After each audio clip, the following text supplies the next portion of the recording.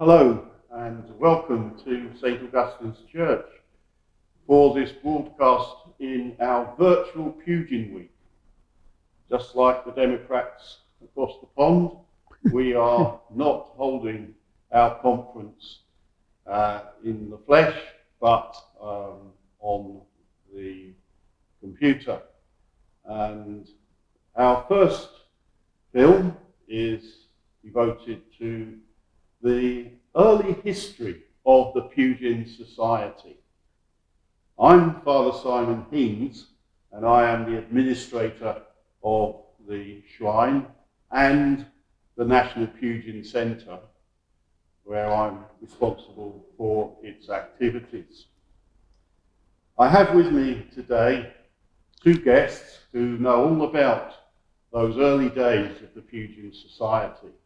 I'm delighted to welcome on my right Catriona Blaker. Hello. Who is a resident in Ramsgate.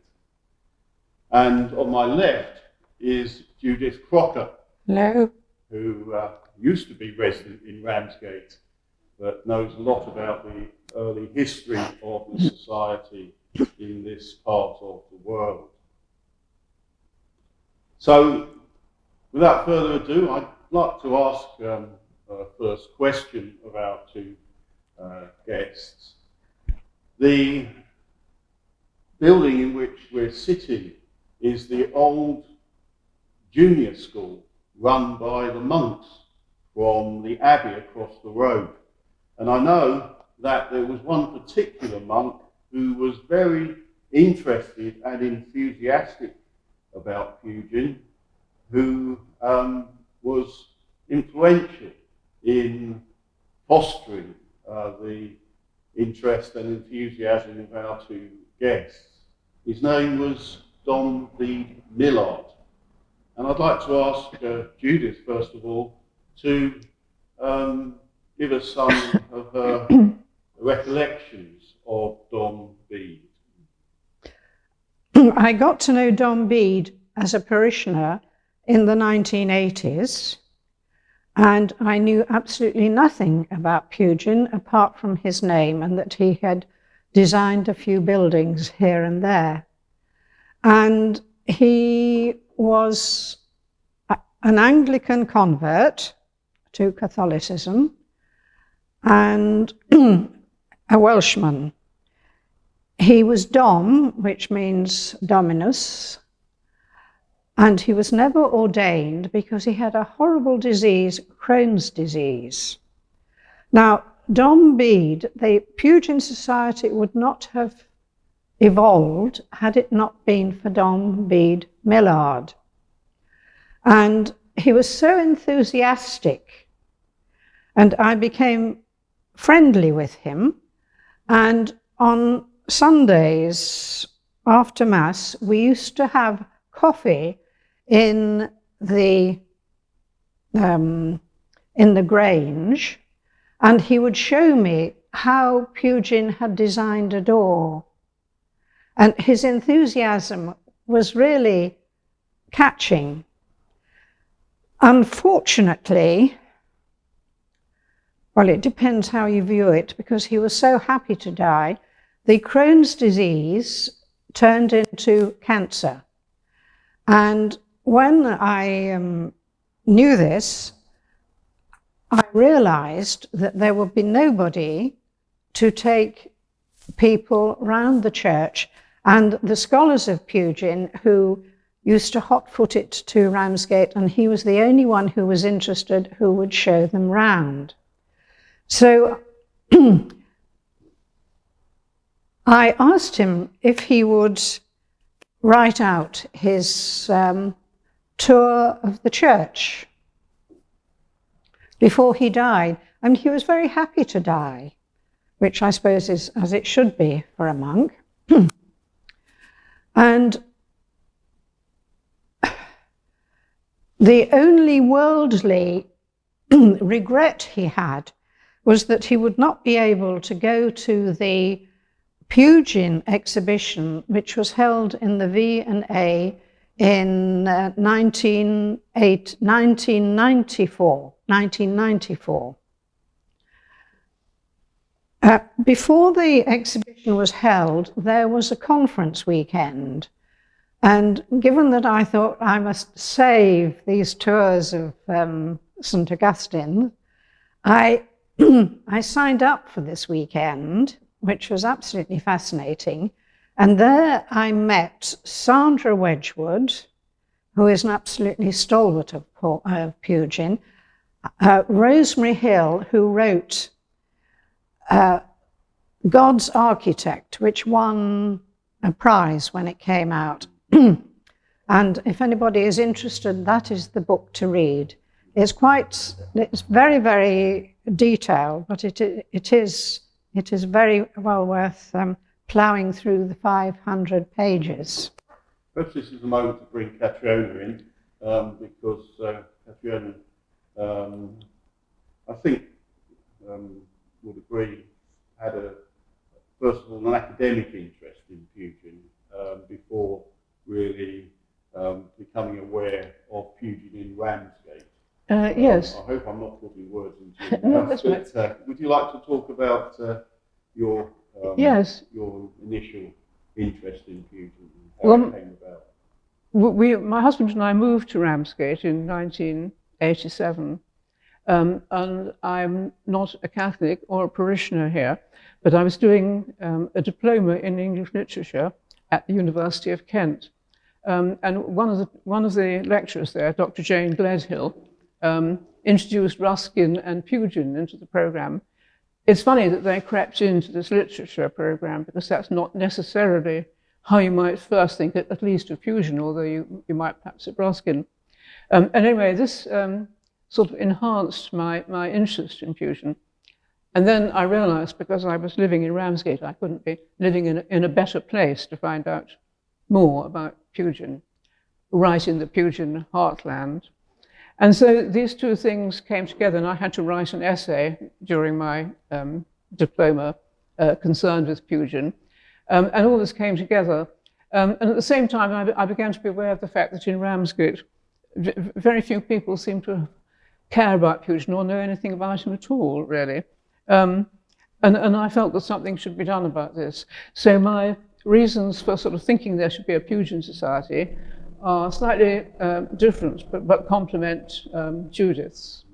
Perhaps Judith, you could say something about the ignorance of Pugin and his work. Actually, that is fascinating, because, as you know, Pugin was very connected with Birmingham. And I went to a dental exhibition, and I asked at the National, I can't remember what it's called, but the National Exhibition Centre, where was the Centre for Pugin Studies? And they said, Pugin, never heard of him. Yes, we had that. And we also had What's a Pugin, if you remember. Well, but this thing, Pugin, never heard of him. Yes. It just about sums up the national interest, because Birmingham was one of the centres of where Pugin worked. Anyway, I digress. Well, no. Yeah. and you found a similar ignorance among the good burghers of Thanet. Well, yes. We did, yes. yes. Yes. But yes. another thing was that after the Pugin exhibition at the V&A, there was an excellent little offshoot from that exhibition, also organised by the V&A, called Pugin in Kent. And that was displayed in the library here. So that's the first time I've seen the library sort of with such an exhibition of such style and panache. It was really good. And that brought quite a lot of people to it, and that helped publicise Pugin locally. Was that before the exhibition at the V&A? And it was after, yes. So Kent woke up to their local heritage. Sun, Yes, yes. After the exhibition in London.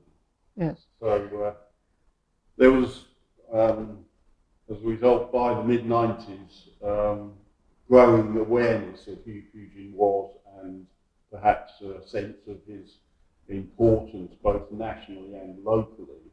Yes. And you, Judith, have mentioned Sandra Wedgwood. Oh, yes. And would perhaps Catriona like to speak about any other prominent members of the Pugin Society who helped to found? Well, I think the Pugin Society has been blessed by the backing of high-flying academics from the start, and it's they that have given the society any prestige it may have, which is considerable. And Alexandra Wedgwood was the archivist at the House of Lords, and also she wrote fantastic Pugin catalogues for the RIBA and for the Victoria and Albert Museums, and she was very, very knowledgeable. And the other person, well, several of them, but Dr. Margaret Belcher, who lived in New Zealand, before she died, had succeeded in editing 5 volumes of Pugin's letters. And they really are the key to Pugin. They tell any scholar working on Pugin what they need to know. And it's a fantastic resource and a huge achievement. And all these people were helping the Pugin Society.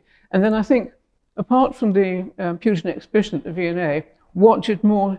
I think there are 2 strands in this. There's an awareness amongst scholars of what Pugin has done, but there also needs to be a broader awareness. And I think that by writing the biography of Pugin, which Rosemary Hill did about 15 years ago, was another remarkable achievement, because it definitely brought Pugin to a wider audience and made people see him not just in a sort of academic sense, but as a sort of scintillating character and a very interesting life indeed. And I think that really helps a lot. Would you like to add anything about the first members of the Pugin Society? Well, the first members, Dom Bede died after the conference for the exhibition at the V&A, and his funeral was an absolute triumph. It really was.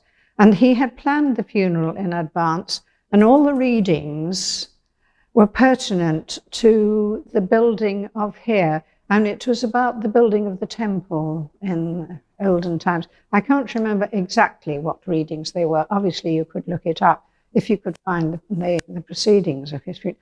But Sandra Wedgwood, all the people we have spoken about, Sandra and Rosemary, were at the funeral. So after the funeral, I went up and said hello, and they said, "Now, this is somebody you should meet," and that was Katrina. And it was the first time that we had met. So the 2 strands, in a way, came together. Yes. And we started over Katrina's kitchen table, just the 2 of us, and like Topsy, it grew. It was quite fantastic how it grew, really. Yes, it was. I'm in the presence of the 2 original members of the Oh, Pugin yes, Society. yes. There were others. And the new contacted. The other years. Well, there were 2 others in the parish who do need to be mentioned. Yes. One was Una Robertson. Our first treasurer. Yes, and she now lives in Tunbridge Wells. Tunbridge Wells, with all the other disgusted people. And Pat McVickers, who is now buried in a very suitable Puginian tomb. May I say something? Yeah. Pat McVicker's wish, as expressed in her will, was that she wanted to be buried in a Pugin-designed tombstone. Oh, really? And so that was didn't know researched with the help of Michael Fisher, another leading Do you know, Pugin I didn't scholar. know that. I didn't know that at all. Yes. So that's what she got. Yes, And well, a super place too, right up by the church. Yeah, she always used to make the tea, which is incredibly important in any little organisation. But anyway, it was at Dom Bede's funeral, and if it hadn't been for Dom Bede, we would never have met. And I don't know what would have happened if we hadn't met. Well, that's fascinating. And in death, Don Bede passed on the torch. He did. Well, he to, did. He did. Yourselves and Yes. And it became a magnet, didn't it, Katrina? Yes. For the intellectual Yes.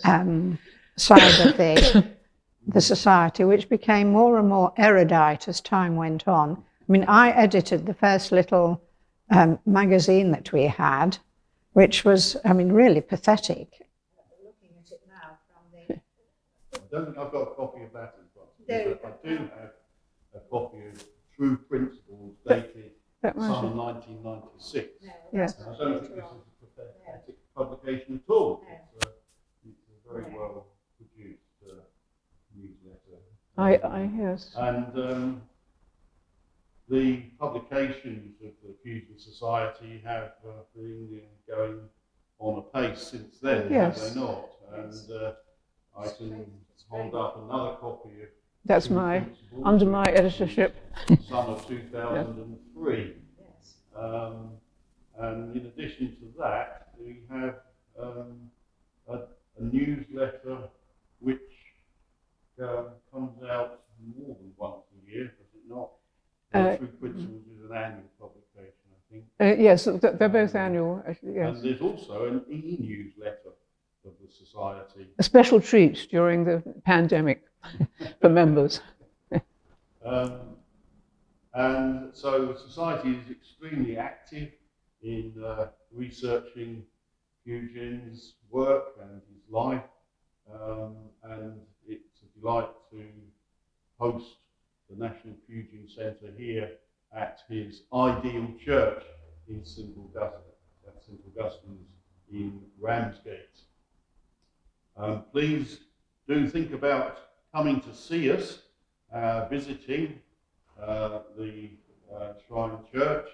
We are open to visitors during the present phase of restrictions between 1 and 3 in the afternoon, except on Friday and Sunday. We have a group of enthusiastic volunteers who are carrying on the work of Judith and Catriona. In fact, Catriona is still a volunteer, so she is very active helping out our volunteers with her expertise and knowledge. She herself has written a book about Pugin Junior in Kent, and we have here the guidebook to the Church of St Augustine, which all these publications are available through the Pugin Society. And a final plug is for Pugin Society membership. Join the Pugin Society. En avant! If you In the have words of enjoyed Pugin. This Yes. little talk we've had from our two guests who told us about the early days, then please do consider becoming a member of the Pugin Society. You can look at the website and you can download this little booklet which will give you the details that you need. So the Pugin flame shines brightly, and we're very grateful to Catriona and Judith for lighting it in the 1990s and sharing with us the stories that we've heard them tell about those first times of the revival of Pugin and his work.